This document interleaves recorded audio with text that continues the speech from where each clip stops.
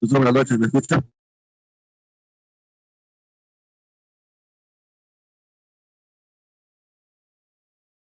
Sí, se me escucha, gracias.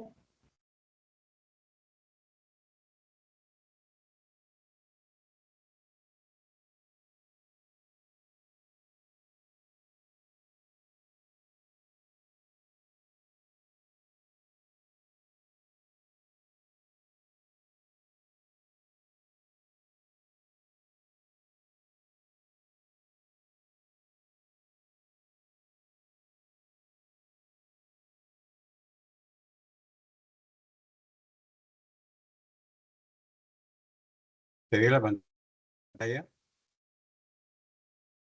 Sí, se ve la pantalla, Sí, doctor. espérate.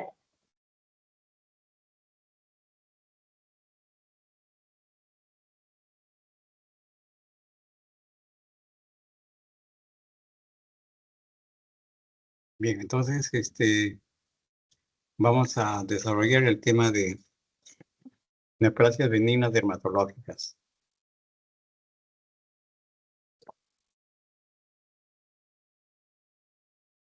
Cuando hablamos de neoplasias benignas dermatológicas, estamos refiriéndonos a algunos cuadros clínicos que cursan con lesiones de aspecto tumorales que dan el aspecto de ser alteraciones que podrían corresponder a neoplasias. Y esas neoplasias, dentro del punto de vista dermatológico, van a ver que algunas corresponden a las neoplasias de tipo benigna y otros a los que corresponden al grupo de las neoplasias malignas. En el caso de hoy día vamos a referirnos a los considerados neoplasias benignas en dermatología. Entonces, empezamos con lo que es la parte, digamos así, bastante frecuente en nuestra consulta dermatológica, que son las queratosis seborreicas. ¿Qué son las queratosis seborreicas? La queratosis seborreica está considerada como una neoplasia epidérmica, o sea, de la parte más superficial de la piel, benigna, que es muy frecuente en adultos y en personas de alta o de marcada edad, como son aquellas personas que pasan de los 70 a 80 años, y que tiene una localización muy frecuente, que es mayormente en la cara y en el tórax. Y está caracterizada por alteraciones de tipo queratóxicas, consideradas como unas neoformaciones, todas ellas pigmentadas de diferentes tonos de color. Algunos tienen un color de la misma tonalidad de la carne, otros son medios parduzcos, otros son medio negros. Algunos tienen un aspecto de tipo verrucoso y la característica muy importante es que todos tienen un límite, es decir, están bien limitadas, como ven ustedes acá. Y todas están cubiertas de una capa de aspecto grasoso cuando ustedes pasan el dedo, que cuando, digamos así, raspan un poco con las uñas, pueden desprenderlo con bastante facilidad. Esa es la característica de estas queratosis seborreicas. Acá tienen múltiples queratosis seborreicas en la espalda de esta persona, todos con diferentes formas, tamaños, de diferentes tonos de color, pero todos tienen un límite, o sea, vienen a denotar una estructura bien delimitada. Esta es una característica que lo hace, por eso, una neoplasia de tipo benigna. ¿Cómo se forman o a qué está relacionada estas verrugas o estas queratosis seborreicas? Acá tenemos una queratosis seborreica bien definida en cuanto a sus bordes, el color oscuro, ¿no? Se dice que está relacionada con la exposición a la luz solar. En algunos casos se refieren a una relación con infecciones virales por grupos de los herpes. Algunos con factores genéticos, sin alteraciones en los genes supresores del tumor, y que tienen una característica que pueden ser de naturaleza clonal. Y muchos de ellos están relacionados con el mosaicismo desde el punto de vista embriológico. Cuando hacen ustedes un estudio de marcadores, van a encontrar que hay irregularidad en algunas expresiones de marcadores de apoptosis. en relación al P53 y el BCL2.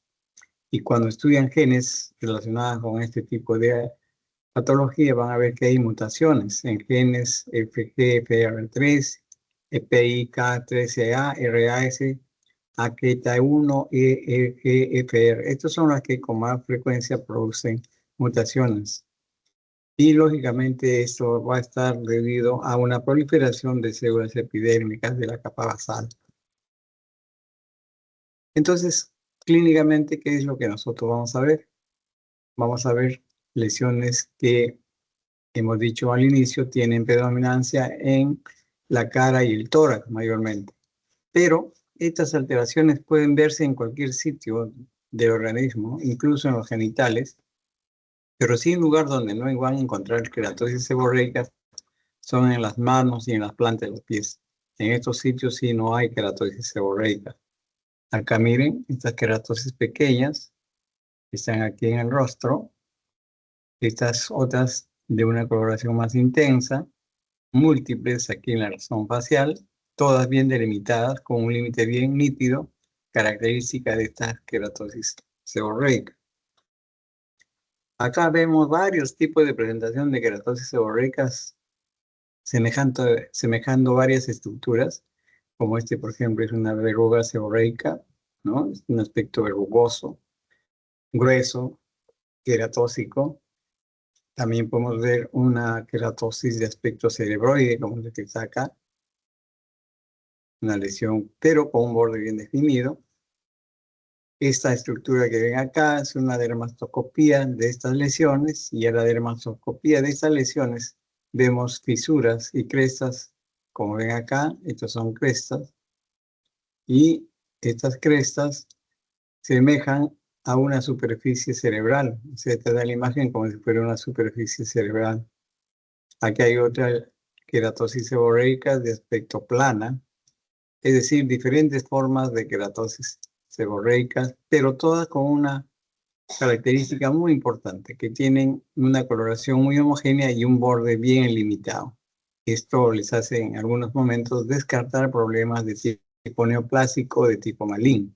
Es una característica muy importante. Todas son lesiones de diferentes tipos de tamaño, pueden variar desde 1 milímetro hasta 4 centímetros de diámetro en algunos casos, y de una superficie, ya les dije, rugosa o de aspecto aterciopelada cuando ustedes pasan el dedo, todos tienen un aspecto verrugoso y lógicamente es una capa gruesa o hiperkeratosis. Los colores, ya hemos dicho, pueden ser diferentes tonos.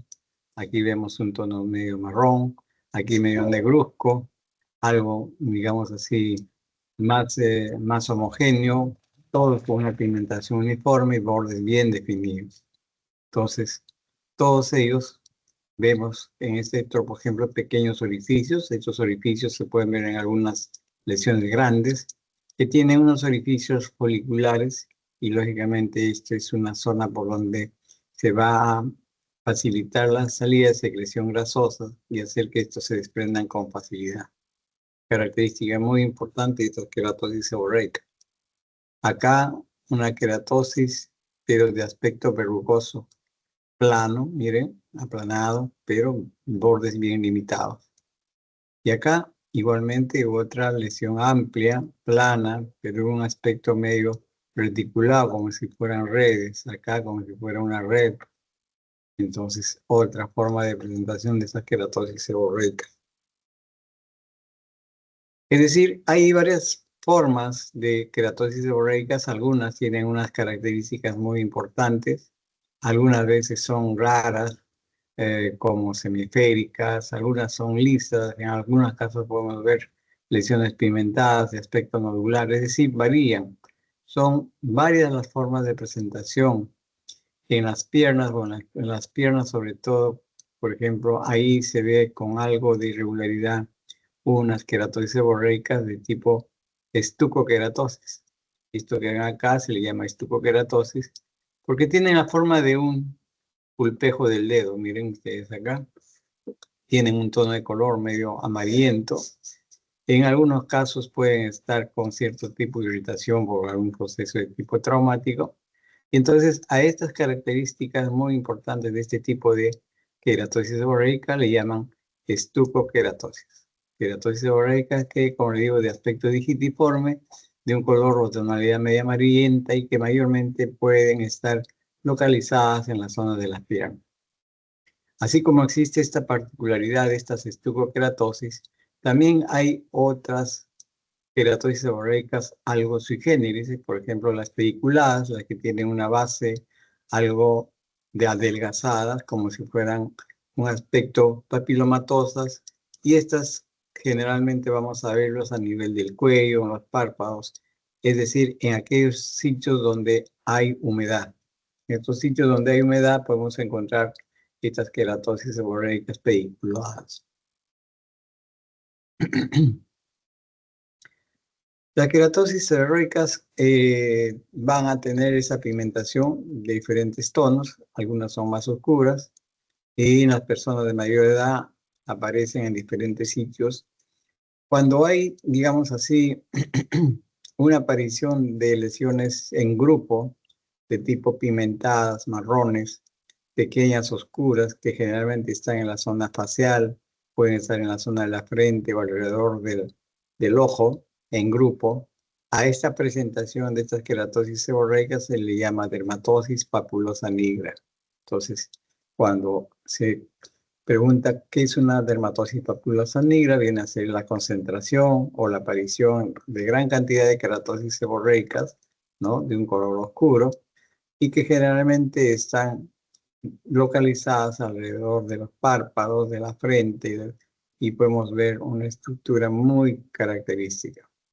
Esto lo vemos mucho en pacientes con piel tipo 4, es decir, una piel un poco más trigueña, en la cual se hace esta distribución.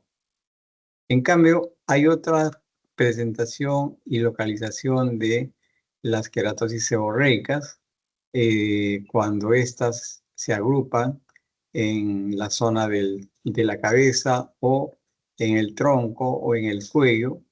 Cuando ocurre esa concentración de estas queratosis seborreicas en estos lugares, a esto se le denomina melanoacantoma. Entonces son términos que usamos, melanoacantoma, cuando esta concentración de queratosis seborreicas está en la cabeza, en el tronco o en el cuello, y dermatosis papulosa nigra cuando esta concentración de queratosis seborreicas en conjunto están en la zona facial, sobre todo alrededor de los párpados, alrededor de los ojos, en la zona de la frente. Entonces, estos son unos términos de localización y de concentración de estas queratosis seborreicas. Entonces, resumiendo, las queratosis seborreicas tienen varias formas clínicas. La más importante, la más frecuente es la queratosis seborreica común, pero podemos encontrar una dermatosis papulosa nigra, que hemos dicho ya esa concentración en la zona facial, en personas de tipo 4, ¿no? Y que generalmente están alrededor de los ojos o en la zona de la frente. Esa es una dermatosis papulosa nigra. Y hemos dicho que existen también unas formas muy importantes y características que son las queratosis seborreicas pediculadas, planas y en estuco queratosis, como hemos visto anteriormente. Las pediculadas, acuérdense que están mayormente en zona de pliegues, ¿no? Y la estucoqueratosis, que generalmente lo vemos en miembros inferiores, es decir, en la zona de las piernas con más regularidad. Si hacemos un corte histológico de estas queratosis seborreicas, todas van a tener algún rasgo muy importante, algún rasgo muy común. Todos van a tener una presentación de una hiperqueratosis, esto de acá que están viendo, miren esta capa córnea gruesa, es una hiperqueratosis. Va a haber una acantosis, y esta acantosis viene a ser el ensanchamiento del estrato de Malpighi o del estrato de las capas espinosas. Y podemos ver también a papilomatosis. Papilomatosis viene a ser esas papilas que se dilatan, que se hacen muy entrantes. Esas papilas pueden ser características también de este corte histopatológico. Y lo más frecuente y lo más común, la que nos da el diagnóstico es definitivo de esas láminas, es la presencia de los quistes córneos o pseudoquistes córneos, como lo vemos acá. Estos son los pseudoquistes o quistes córneos, como están viendo acá. Y esto prácticamente es un dato muy importante para diferenciar y hacer el diagnóstico histopatológico de esta queratosis seborreica. Aquí una recordaris de la dermatosis papulosa nigra, ¿no? Que es una variante, ya saben, de la queratosis seborreica en cuanto a su concentración y presentación alrededor de los párpados o de los ojos, ¿no? Lógicamente con bastante pigmentación, múltiples pápulas pigmentadas de color marrón. Entonces, esto es la papulosis o la dermatosis papulosa nigra. El diagnóstico diferencial de estas queratosis seborreicas, mayormente los más importantes están el acrocordón, ¿no es cierto? El acrocordón, esa lesión pediculada que aparece mucho en los pliegues, lógicamente es un diagnóstico diferencial con la queratosis seborreica de tipo pediculada, ¿no es cierto? Además, también el diagnóstico diferenciales son con los lunares o nevus, porque hay varios nevus que pueden ser muy parecidos, ¿no? Nevus de unión, nevus de dermo epidérmico, es decir, muy fácil que uno pueda a veces confundir. Con las verrugas de tipo vulgar, realmente las verrugas son lesiones, digamos así, de tipo papulares, que pueden ser tamaños de medio milímetro o de medio centímetro, algunos son un poco oscuros, entonces entra en el diagnóstico diferencial. La queratosis actínica, que son lesiones también de tipo costrosas, ¿no? Que se ubican sobre todo en la zona de acentuación del sol, o sea, en la cara, en la frente, en el cuero cabelludo. Y el otro es el carcinoma vasocelular pigmentado, es decir, un carcinoma en el cual vemos que la superficie de esta lesión neoplásica tiene una pigmentación oscura. Entonces, todos estos son diagnósticos diferenciales de la queratosis seborreica. En las queratosis seborreicas hay un signo muy importante que le llaman el signo del Lacertre-Lat. Es muy característico este signo porque ¿qué representa? Representa la aparición repentina de múltiples o numerosas queratosis seborreicas bastante pruriginosas que aparecen en el tórax y en el abdomen, sobre todo en una persona adulta.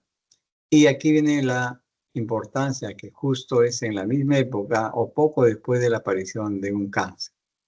Entonces hay esta relación de un cáncer con este conglomerado, aparición brusca de lesiones de tipo queratosis seborreica que nos están definiendo un signo del Lacertre-Lat.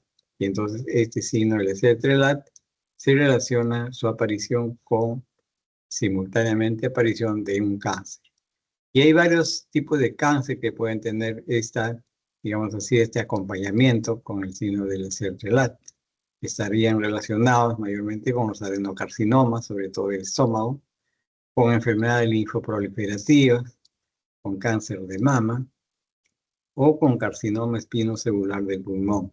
Entonces hay varias entidades de tipo cancerígenas que tienen relación con este signo del Lacertre-Lat. Entonces de ahí la importancia del signo del Lacertre-Lat.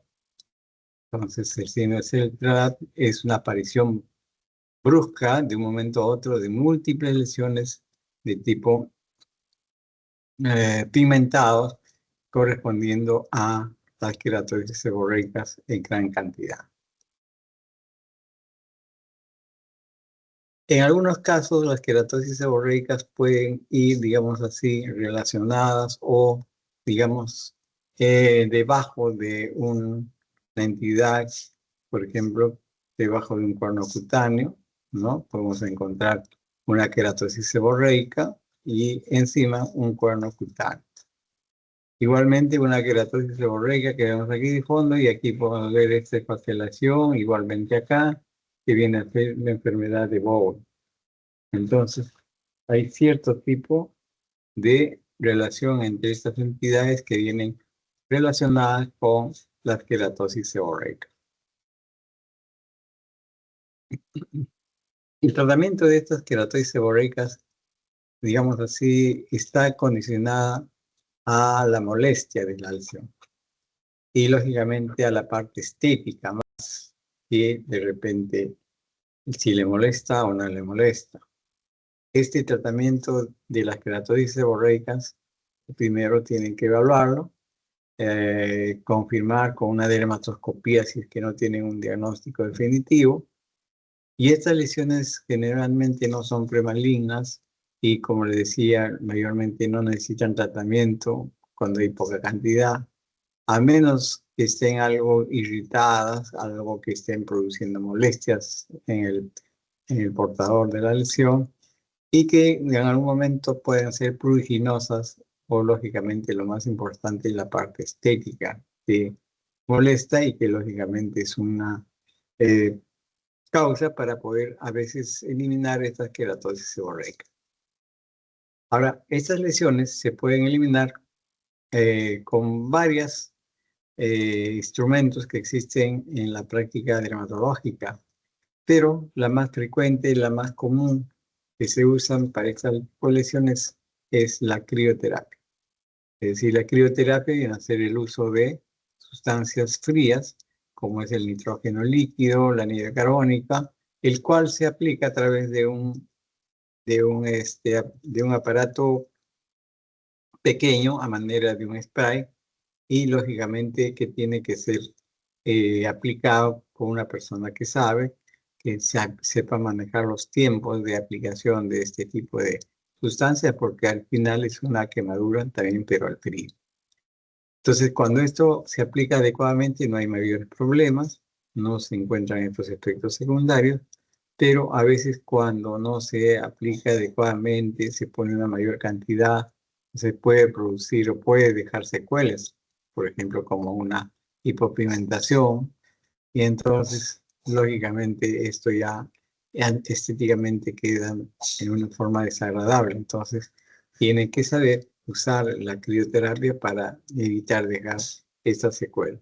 Igualmente, cuando trabajan con la electricidad, o sea, hacen de electrodificación, es lógicamente que lo ideal es estar leyendo, estar viendo qué es lo que pasa o cómo se hace este tipo de tratamiento. Entonces, todo esto es la forma del tratamiento y acuérdense que son lesiones que no tienen relación con malignidad y el tratamiento va a estar condicionado dependiendo de la lesión, del lugar donde esté ubicado y sobre todo si es que hay algún tipo de riesgo de irritación o algo que puede conllevar a una alteración de esta lesión.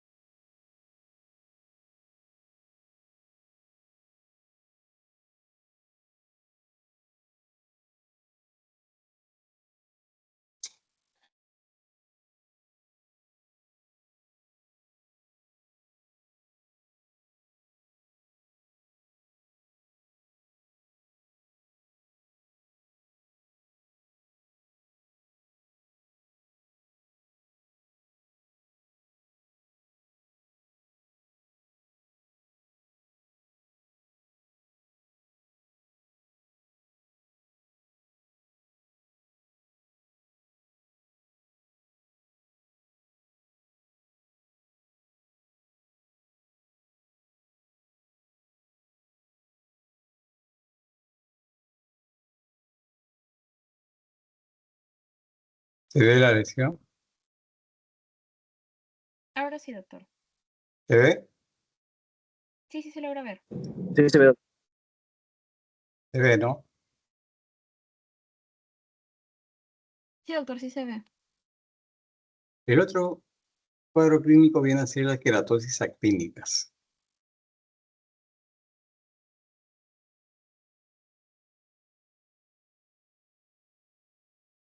¿Qué cosa es la queratosis actínica? La queratosis actínica en los últimos años está cambiando sus conceptos. Ahora tiene hasta dos definiciones. Según la OMS, es una neoplasia intraepidérmica, o sea, superficial, frecuente en la piel. Está lógicamente condicionada por el daño que el sol hace a individuos con piel clara o individuos caucásicos y que está caracterizada por una tipia variable de los queratinocitos, es decir, el queratinocito sufre una alteración, pero un queratinocito que está en la zona epidérmica. Esa es la definición, una de las definiciones de la OMS. Pero ahora último también se está definiendo a las queratosis actínicas como un carcinoma epidermoide in situ de la piel, es decir, carcinoma ya de tipo epidermoide in situ de la piel, es decir, cuando estos elementos de los queratinocitos están alterados, pero no atraviesan la membrana basal. Pero cuando ya la proliferación de queratinocitos atípicos atraviesa la membrana basal cutánea, en este caso ya se denomina carcinoma epidermoide invasivo. Entonces mire cómo ha cambiado aquí o cómo se está cambiando el concepto de la queratosis actínica, como un carcinoma epidermoide siempre y cuando esté in situ y no haya pasado la línea dermoepidérmica. Pero cuando ya sucede este paso o esta, digamos así, infiltración de estos elementos celulares, ya el cambio del concepto es diferente. Ya en este caso se trata de un carcinoma epidermoide de tipo invasivo. Entonces, estas son las definiciones que se manejan en la OMS en estos momentos. Lógicamente que hay factores de riesgo que van a condicionar las queratosis actínicas. La principal causa es la exposición frecuente o intensa a los rayos del sol o a otro fuente de radiación ultravioleta, por ejemplo, personas que se broncean, personas que, digamos así, usan cámaras de bronceadores. Entonces, ellos tienen algún tipo de otra fuente de radiación ultravioleta que fácilmente puede condicionar algún tipo de presentación de estas queratosis actínicas. Lógicamente que hay factores de riesgo también relacionados con la edad, tener más de 40 años, vivir sobre todo en una zona de clima soleado, por ejemplo, algunos que pueden vivir en la zona de sierra, otros en la parte de, digamos así, de los litorales, de las playas, entonces no hay posibilidad de mayor sol, entonces ellos son los que con más facilidad tienen este factor de riesgo. Es decir, hay una exposición solar frecuente, ¿no? Y esto generalmente es también muy característico de personas de piel clara, es decir, los fototipos 1 y 3, o perdón, 1 y 2, que son los que con mayor frecuencia pueden estar presentando estas queratosis actínicas. Y lógicamente también tengo que tener el antecedente de que se ha tenido queratosis actínica o cáncer de piel en algún momento.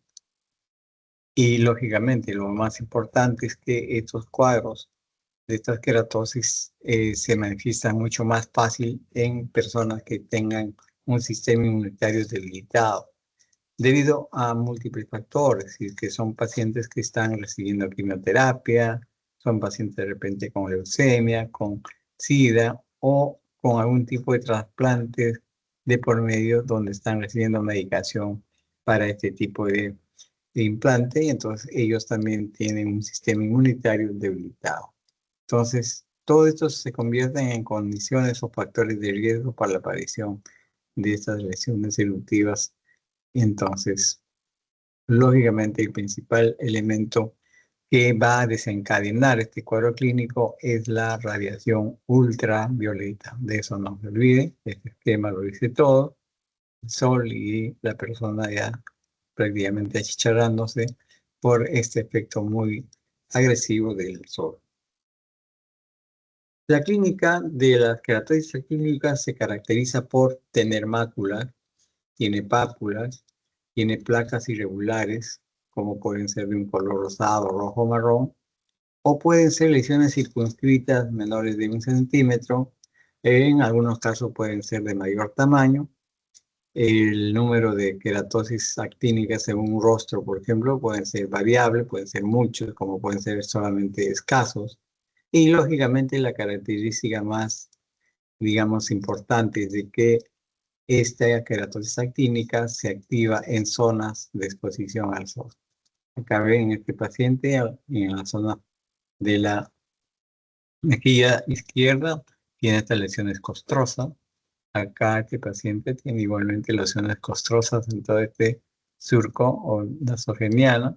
Acá también, y incluso en la nariz misma, también lesiones así de tipo purpúrica.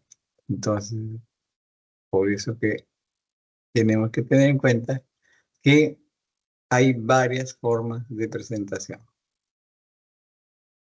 Entonces, si nosotros vemos acá, vamos a ver máculas, miren, eritematosas, pero con costras.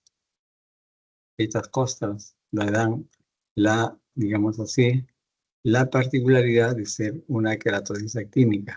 El paciente se queja de que tiene lesiones en el cual la costra cae, pero después vuelve nuevamente a formarse la costra. Entonces, esto es un dato muy importante para determinar este tipo de diagnóstico. Y acá en la oreja también es el sitio predominante de estas lesiones, porque acá cae el sol, es una zona donde el sol le cae bastante, y entonces ahí también se puede activar uno de estos tipos de lesiones. Y lógicamente en la cara aquí vemos varios tipos de lesiones, unos más superficiales, ¿no? Este eritema con resequedad y descamación, acá menos, acá también, y acá la parte de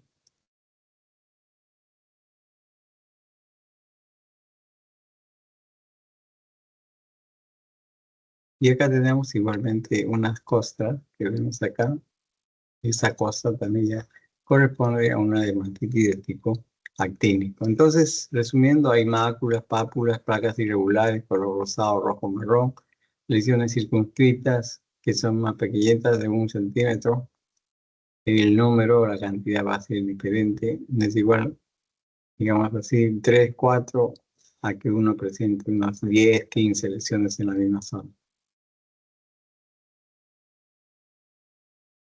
Entonces, cuando vemos queratosis actínica, hacemos una clasificación de las lesiones de acuerdo a los grados. Entonces, hacemos una clasificación de queratosis actínica de primer grado, de segundo grado y de tercer grado.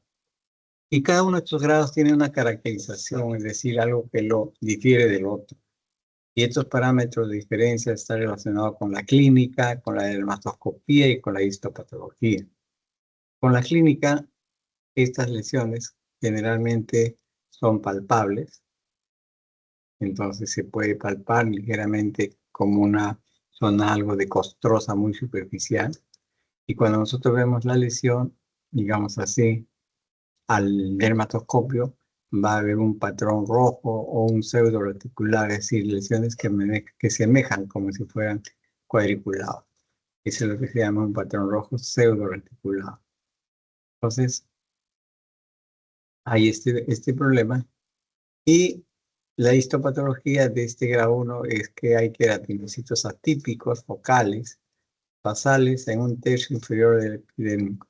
Es decir, en una conversación nosotros podemos encontrar hasta 3 grados. Y el tercer grado, digamos así, es una queratosis actínica muy gruesa. Es decir, ustedes ven la lesión y van a ver que hay una capa gruesa de esta misma lesión, y entonces esa es una característica de la queratosis actínica en grado 3. Una queratosis actínica muy gruesa, hiperqueratósica, porque se nota una lesión muy gruesa, muy activa, y dermatoscópicamente podemos ver y podemos encontrar áreas blanco-amarillentas desestructuradas, es decir, se ha alterado su estructura normal. Y cuando vemos a la histopatología, vemos también todas estas características, ¿no? Entonces, la histopatología viene a ser el estudio de la biopsia, ¿no es cierto? Del estudio dermatopatológico. Y entonces, en la biopsia, vemos qué cosa es lo que tiene. Le hacemos una comparación entre el grado 1, grado 2, grado 3, y entonces vamos a ver qué cosa es lo que estamos mencionando, qué es lo que falta o qué es lo que ya no falta. La queratosis, digamos así, grado 1 nos va a presentar queratinocitos atípicos focales, basales, en el tercio inferior epidérmico, es decir, tercio inferior epidérmico con estructuras focales. Y entonces ahí es una caracterización de la histopatología de un grado 1. Pero el paciente con grado 1, si no se cuida, empieza a aumentar, empieza a ponerse mucho más rojo, mucho más agresivo, y ya se convierte después en una queratosis actínica moderadamente gruesa, ¿no? Entonces, este tipo de lesión va a darnos dermatoscópicamente una lectura, que es un patrón que se encuentra en fresa con fondo eritematoso, pero con orificios queratóxicos foliculares. Esa es la queratosis clínica moderadamente gruesa. Entonces, esto ya sí se puede tocan ustedes y es como si fuera una lesión gruesa, pediculada, ¿no? Entonces, esa característica hace que se encuentre en la dermatoscopia y, lógicamente, los queratinocitos atípicos de forma inferior van a ser que la histopatología nos muestre queratinocitos atípicos de forma folicular inferiores de epidermis con hiperkeratosis focal y parakeratosis.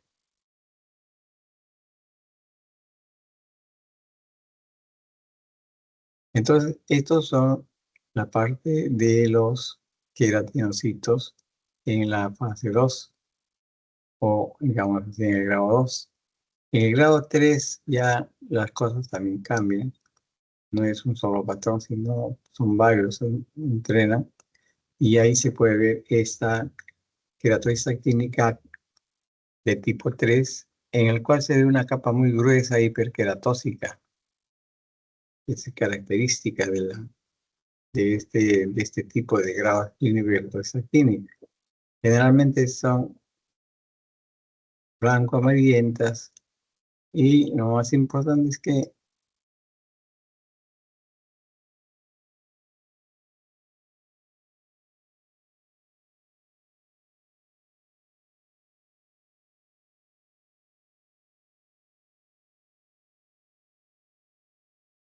entonces, resumiendo, tenemos 3 tipos de queratosis actínica en diferentes grados. Grado 1, grado 2, grado 3. Clínicamente es lo más importante. Grado 1, ligeramente palpable. Grado 2, moderadamente gruesa. Es decir, ya no agarran esa suavidad de un grado 1, sino ya se ve lesiones gruesas. Grado 3, muy gruesa, muy hiperqueratósica. Es decir, ya una lesión muy manifiesta desde el punto de vista de la clínica de una queratosis actínica. Y acá lo tenemos. Este es el grado 1. Hay una ligera, digamos así, eritema. Vemos ahí áreas donde no hay aparentemente más cosas. Y lógicamente esto le da pie a que ella puede. Y entonces podemos ver acá la queratosis muy superficial, la grado 1, ligeramente palpable. La grado 2, cuando esta lesión ya se palpa muy bien. Cuando de aquí es el grado 2. Aquí se ve todo que está ya alterado y necesita pues hacer el tratamiento con nitrógeno o anhídrido carbónico. Entonces, queratosis actínica grado 1, grado 2 y grado 3. ¿No? O no, grado 2 y grado 3. Esta es la más gruesa. Esto parece un establecimiento de una capa compacta, gruesa, ese es el grado 3. Una lesión en grado engrosado hiperqueratóxico. Entonces, cuando ustedes pasen su mano, esto palpan como una zona áspera, media seborreica, y esta es la grado 3. Y esto de acá viene a ser el grado 6.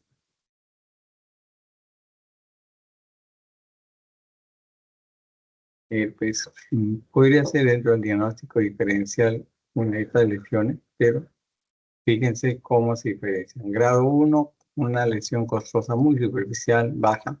Grado 2 se hace una cosa más manifiesta con una extensión eritematosa. Y después ya el grado 3 o hiperqueratóxica, donde existen estas, digamos así, lesiones en forma de costra y que están distribuidas en la zona facial, es decir, en zonas donde hay exposición al sol. El diagnóstico diferencial de estas queratosis actínicas lo hacen ahí con todo lo que están viendo ahí.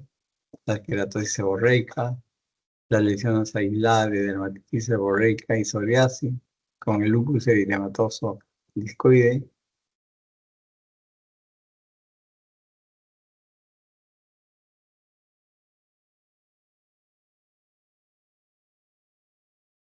Entonces, el diagnóstico, digamos así, diferencial de estas queratosis actínicas son con varias entidades. La queratosis seborreica, ya han visto cómo se ven las queratosis seborreicas y cómo se ven estas queratosis actínicas. En algunos casos con las lesiones aisladas de estas mismas dermatitis seborreicas o con una zona aislada de la psoriasis. Una lesión papuloescamosa aislada puede hacerse el diagnóstico diferencial. El lupus eritematoso discoide puede tener cajón. El carcinoma vasocelular superficial igualmente también es un diagnóstico diferencial. El carcinoma vasocelular superficial.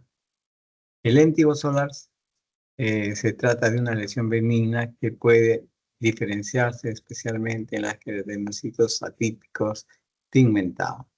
Entonces, el léntigo solar sí hay que tener siempre en cuenta porque se trata de una lesión benigna. Entonces, esta lesión benigna tiene que, digamos así, hacer que en todo caso este léntigo no siga un trayecto de tipo maligno, y para eso lógicamente tienen que implementar un sistema de control para ir monitorizando a ese tipo de verruga que ustedes tienen. Entonces, acuérdense, diagnóstico diferencial con todas estas entidades, el carcinoma vascular superficial, el léntigo solar, prácticamente que se trata de una lesión benigna que debe diferenciar especialmente de las queratosis actínicas pigmentadas. Entonces es el léntigo solar. El léntigo maligno es un melanoma. La porokeratosis también es otro cuadro clínico. Y el carcinoma epidermoide avanzado o de tipo invasivo cutáneo también es otro diagnóstico diferencial en el cual vemos que existen todas estas alteraciones como diagnóstico diferencial. El tratamiento está enfocado en base a dos grupos. Aquellos grupos donde hay pocas lesiones y otros donde hay gran cantidad de lesiones. El tratamiento de elección es la crioterapia. La crioterapia ustedes habrán visto en algunas de las prácticas. Es la aplicación del nitrógeno líquido sobre las lesiones para producir necrosis y la destrucción de la lesión. Es la misma técnica más utilizada debido a su inmediatez y bajo costo. Y lógicamente la frecuencia es que estas lanchas se utilizan combinadas con los arterios de grupo. Entonces esta es el otro dato que tenemos. Entonces, este nitrógeno que ustedes lo ven acá es aplicado a través de este aparato que se llama el criogen, que tiene Y entonces, esto es la más usada, la crioterapia. Acá tiene, mira la lesión. Y esta es la parte del aparatito. Este es un criogén. Acá adentro está el nitrógeno y se dispara como si fuera un spray. Entonces, esa es la forma de tratamiento más rápido, más fácil, que no tiene mucho tiempo. Entonces, eso se puede usar. Pero también podemos usar la electrocirugía, que es con calor, que se eliminan las lesiones mediante el bisturí eléctrico. Lógicamente es con anestesia. Y lógicamente se puede usar en combinación con otros tratamientos también. Y el diagnóstico es importante y la aplicación de estas electrocirugías va a ir muy bien. Entonces hay lesiones que algunas están en grupo, otras están en forma aislada. Entonces, dependiendo de lo que yo tengo al frente, hago el tratamiento. Generalmente es un cubetaje donde se elimina los herbicidas actínicos mediante una cureta o una hoja de bisturí, es decir, se pasa por debajo una estructura así parecida a una hoja de bisturí, con eso se corta y entonces se van a ir poco a poco liberando las sustancias y va a haber una recuperación más fácil de este tipo de lesión. Ahora, hay también otras sustancias que se usan como despigmentantes, por ejemplo, el 5-fluoruracilo al 0.05 y lo combinan con ácido salicílico al 10%, así le ponen uno de los dos. Estas lesiones se aplican una sola vez al día y sobre todo en las lesiones anales o perdón, las lesiones hasta su desaparición y lógicamente esta sustancia que ven acá es una sustancia bastante queratolítica, es una sustancia bastante fuerte para eliminar este tipo de lesiones. El 5-fluoracilo al 0.05 se combina con ácido salicílico al 10% y la aplicación es una vez al día sobre las lesiones hasta su desaparición. Y lógicamente no se puede usar mucho tiempo, máximo, digamos así, se usa hasta 10-12 semanas. Ese es el 5-fluoracilo. Pero así como había las lesiones tratadas con el nitrógeno, en algunos casos estas lesiones también lo tratamos con el curetaje. Es decir, se pasa, digamos, por debajo de la lesión una cureta o una hoja de bisturí y después de eso se va eh, eliminando estas queratosis en una forma muy, muy práctica, que es con estas curetas sale todo y después le aplican una sustancia nada más de tipo antibiótico y puede ir desapareciendo estas lesiones que aparecen en algunas personas en gran cantidad. También hay otros tratamientos para este tipo de lesiones, la queratosis actínica, por ejemplo, el 5-fluoracilo, pero elaborada por una forma magistral al 5% en crema 2 veces al día durante 2 a 4 semanas. Entonces, esto es una forma de tratamiento también con 5-fluoracilo. La terapia fotodinámica es aplicación de un fotosensibilizante tópico, que puede ser el ácido metilaminolevulinénico o el metilaminolevulinato. Esta sustancia ocluyen durante 2 o 3 horas y lógicamente van a producir esta oscilación que nos acostumbra a esto, ¿no? Entonces, esto es una terapia de tipo fotodinámica. Entonces, ¿qué hago yo con la terapia fotodinámica? Es aplicación de un fotosensibilizante tópico. Este puede ser el ácido metilaminolevulinénico o metilaminolevulinato. Acuérdense de este tipo de sustancias. Y después que le han aplicado esto, ocluyen en la zona. Es decir, se le pone como una venda a un plástico que él tiene que mantenerlo por 2 a 3 horas. Y después debe haber una iluminación, digamos así, la zona con una fuente de luz apropiada. Entonces, esto es propio para lesiones múltiples no hiperkeratosis. Es otro tipo de presentación y manejo de las queratosis seborreicas. El imiquimod igualmente es un inmunomodulador, el derivado de las midazoquinolinas, que lo que hace es estimular la respuesta inmune induciendo, sintetizando y liberando citocinas involucradas en la inmunidad celular. Entonces este es el imiquimod. El imiquimod es una sustancia muy apropiada, funciona en algunos casos, tampoco digamos la última palabra, funciona en unos casos y progresivamente se van usando estas sustancias y con el tiempo, al parecer, van a ir mejorando estos inmunomoduladores. Entonces, acuérdense, inmunomoduladores, imiquimod, que estimula la respuesta inmune, induciendo, sintetizando y liberando citoquinas involucradas en la inmunidad celular. Cuando usamos el imiquimod en una concentración al 5%, se aplica 3 veces por semana durante 4 semanas. Y cuando la concentración es menor de 3.75, se aplica una vez al día durante 2 ciclos de tratamiento de 2 semanas cada uno, separadas por un periodo también de 2 semanas sin tratamiento. Entonces, son las condiciones de este tipo de tratamiento. Aquí otra sustancia que se puede usar para el tratamiento es el diclofenaco al 3% en gel de ácido hialurónico al 2.5%. O, ¿qué es lo que pasa acá?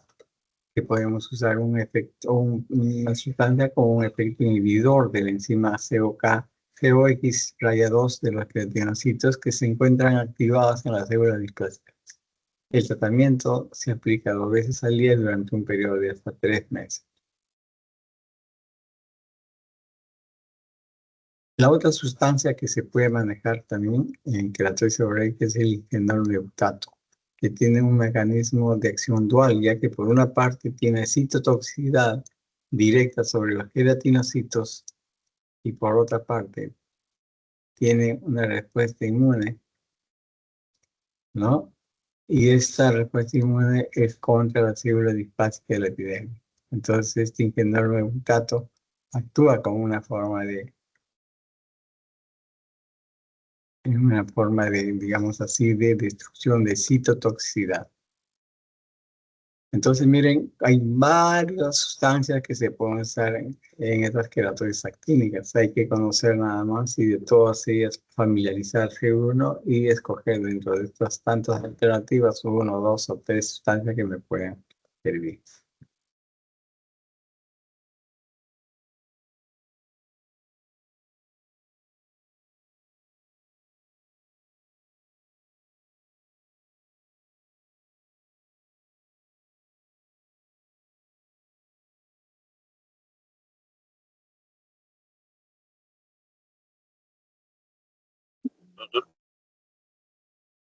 Entonces, a ver.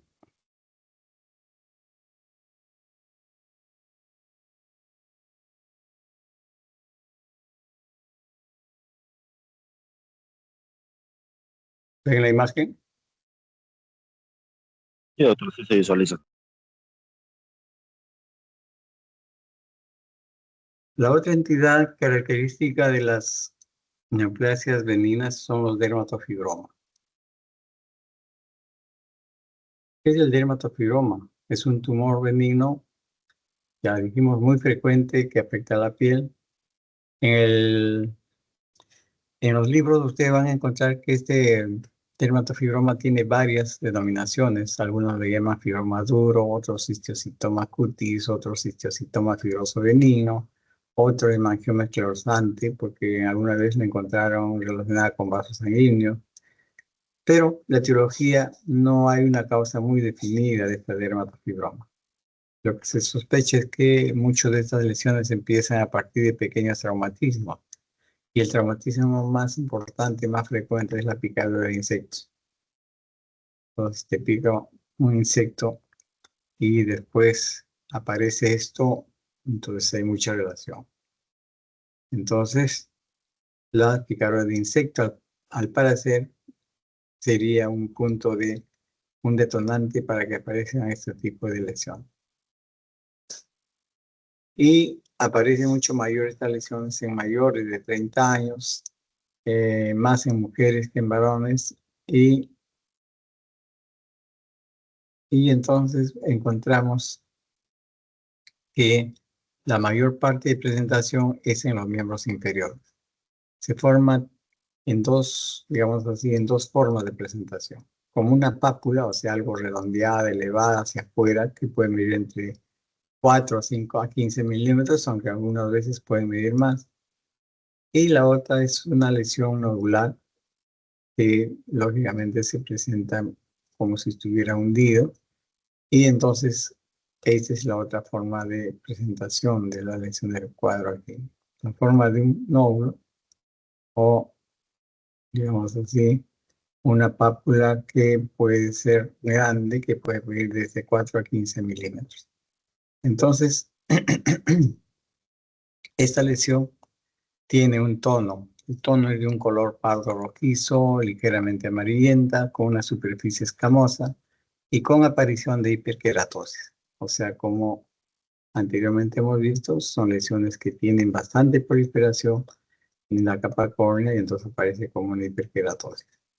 Entonces, cuando ustedes tratan de localizar este dermatofibroma, hay que tratar de palpar. La palpación va a ser mucho más importante para determinar el diagnóstico definitivo.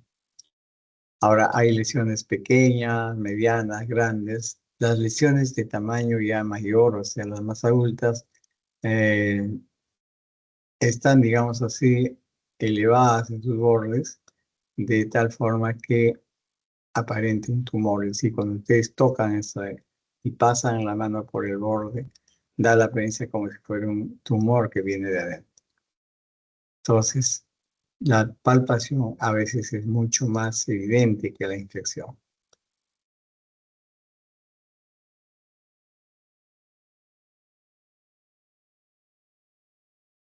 Acá ven el dermatofibroma, ¿no? De un color del tono de piel. Debe haber una...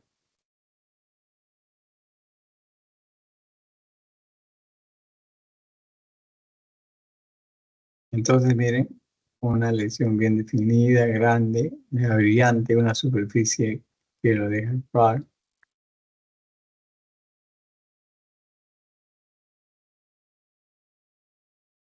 Entonces, este es un dermatofibroma de tipo papular, está hacia afuera. Este es otro dermatofibroma, también hacia afuera, de un color medio violáceo. Este es otro de un color medio naranja, pero bien limitado.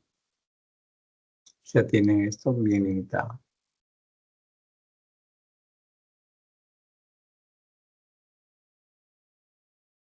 ¿Cómo es el cuadro clínico?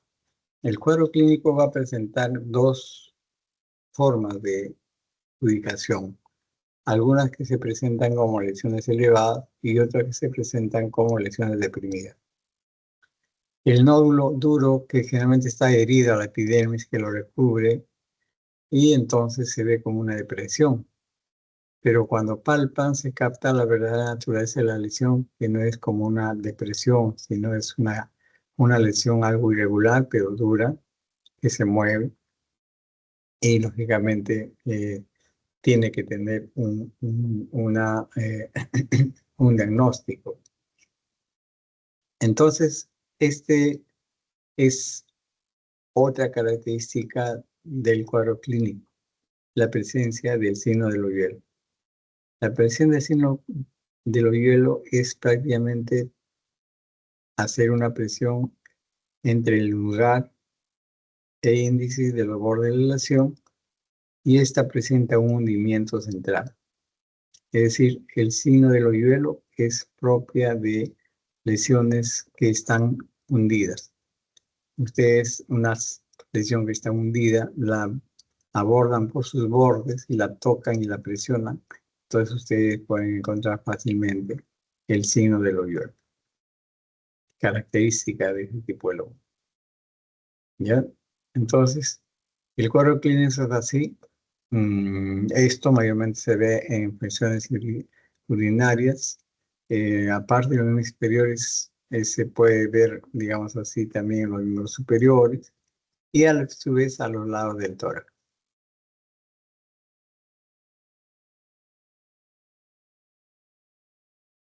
Entonces, el cuadro clínico, algunas veces se han hallado presencia de carcinomas vasocelulares por encima de los dermatofibromas, es decir, el carcinoma vasocelular y debajo encontramos un dermatofibroma.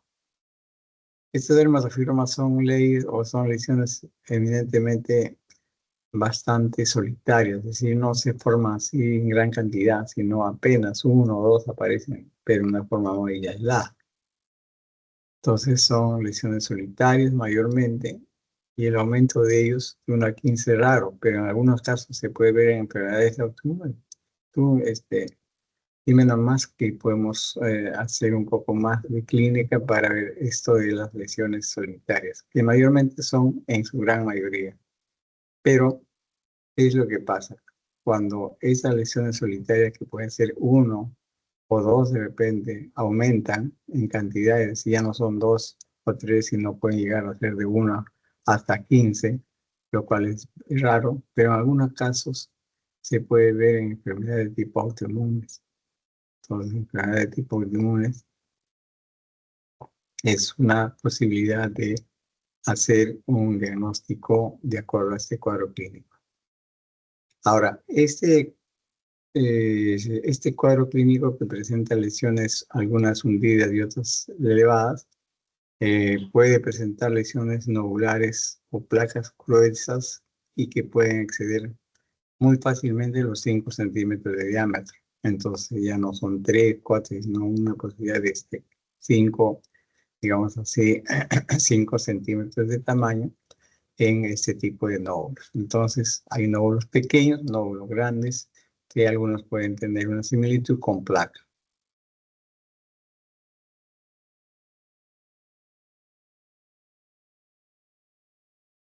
Otras muestras de los dermatofibromas papulares, o sea, hacia afuera, ¿no?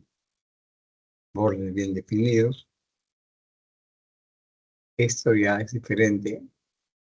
Este es una lesión de tipo, digamos así, nodular y que tiene una superficie, miren, que le han puesto el dedo, que han forrado esta zona de un color medio marrón. Pero cuando ustedes hacen aquí una presión y acá otra presión a esa lesión, esto se hunde. Al hundirse esta presión, han condicionado que la lesión se vaya hacia más adentro. Y entonces el paciente después queda con este tipo de lesión que se va poco a poco regenerando. Entonces, esto es la parte que corresponde a las lesiones de aspecto clínico. Como he dicho, unas son de aspecto nodular y otras son de aspecto papular. Estas son las lesiones de aspecto nodulares, miren, dermatofibromas. Todos son dermatofibromas.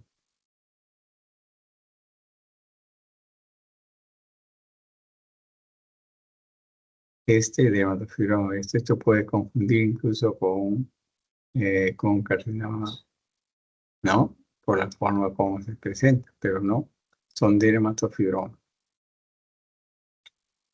Acá hay otro dermatofibroma, miren cómo se ve de un color medio brillante, acarado, uniforme. Entonces, digamos así, una lesión compatible con un dermatofibroma. Entonces, histopatológicamente, ¿qué cosa se ve en estos dermatofibromas? Se ve que hay una epidermis muy hiperqueratósica, es decir, muy gruesa. En la dermis podemos encontrar gran cantidad de tejido fibroso con fibroblastos y miofibroblastos. O sea, hay una proliferación de estos elementos fibrosos. Entonces, ¿cómo está la circulación? En raras ocasiones se acentúa la vascularización, es decir, la lesión aparece como una estructura que tiene un trayecto medio alargado, pero con vasos sanguíneos lo que hace lógicamente pensar en una clase de mangioma. Por eso al inicio han visto que dentro de los sinónimos también hay uno que se llama mangioma esclerosante. Por esa particularidad, por la, digamos así, la acentuada vascularización. El tumor no estaría circunscrito, por eso que se puede acceder a cis adyacentes. Después de esto, digamos así, estas lesiones histopatológicamente nos van a dar un aspecto muy sui generis. Entonces, son lesiones que, como su nombre lo indican, son duras. Y lo más importante es que cuando miran al microscopio ven esta imagen. Esta imagen ven la epidermis. Todo esto es la epidermis. Todo esto es la dermis. Aquí la capa córnea está gruesa, ¿no? Entonces, por eso que hay una hiperkeratosis. Y dentro, en el tejido ya propiamente dicho, hay estas figuras en las cuales existen, digamos así, muchas fibras que están aquí confluentes, haciendo que estas imágenes que eran así se vuelvan esta parte más proliferativas, confluentes, que ya no manejan o sea, ya no, digamos así, siguen soportando una tinción de las fibras colágenas y elásticas regulares, sino que acá se han hecho más compactas. Entonces, todo esto que ven acá viene a ser el dermatofibroma. ¿Y cuáles son los diagnósticos diferenciales en esto de estos dermatofibromas? El mioblastoma de células granulosas, el dermatofibrosis lenticular, el acantoma de células claras, el melanoma maligno y el histiocytoma fibroso maligno. Entonces, todos estos son diagnósticos diferenciales del, digamos así, de este dermatofibroma. Todos ellos son patologías que no son muy frecuentes. Por ejemplo, esta dermatosis lenticular, y se la ve, y la acantoma de células claras, que también es otro, digamos así, excelente cuadro clínico. Acá tienen la acantoma de células claras. Miren cómo tiene un borde.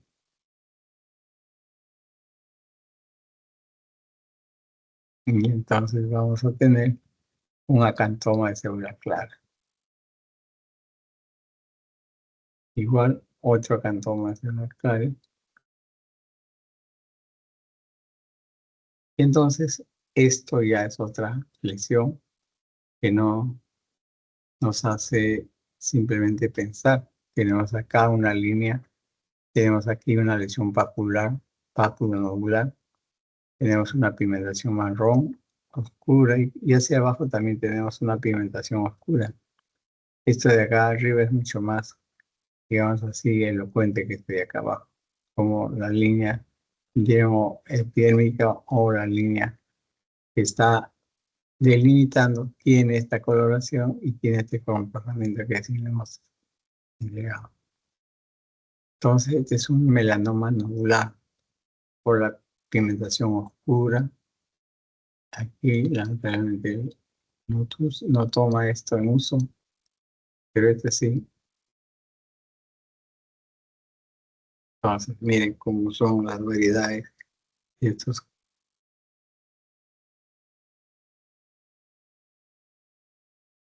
Miren, este melanoma nodular, bien característico de una lesión indefinida con una base, digamos, ventosa, lo cual hace que parece, lo veo porque veo pero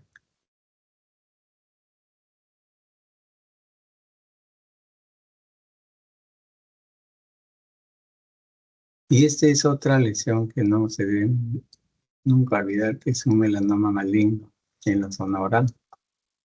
La zona oral es aquella zona donde hay mucosa, pero a veces estas mucosas tienen el agravante de una alteración al momento de la mordida, la masticación, y pueden a veces producirse algún tipo de escoriaciones, de lesiones, y de ahí a veces es el punto de partida para que aparezcan estos melanomas, ¿no? Un melanoma maligno, miren dónde le ha producido la erupción.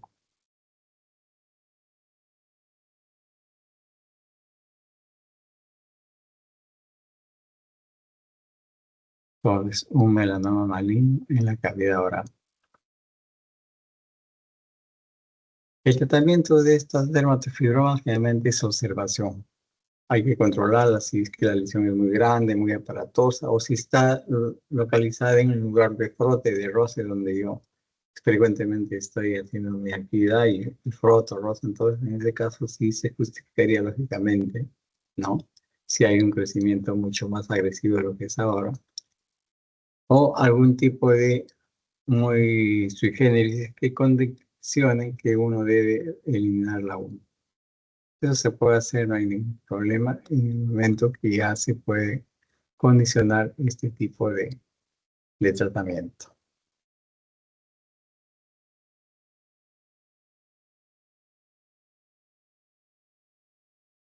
¿Alguna pregunta?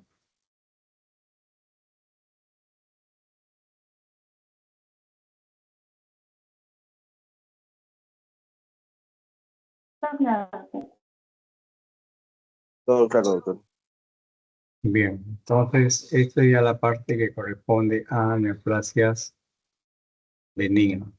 Mañana creo que les tocan a neoplasias de tipo malignas, donde verán las otras cuadros clínicos que sí están relacionadas con la parte de ya, digamos así, destrucción de tejidos, o sea, ya con lesiones que destruyen, que avanzan, que penetran. Entonces, si no hay ningún tipo de, de pregunta, en todo caso,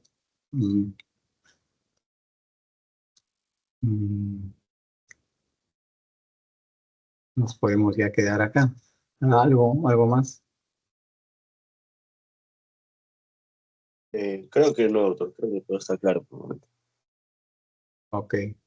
Entonces, para finalizar y aclarando y encaminando las cosas, mañana es viernes y mañana va a tener práctica el grupo que hace los jueves, martes, jueves.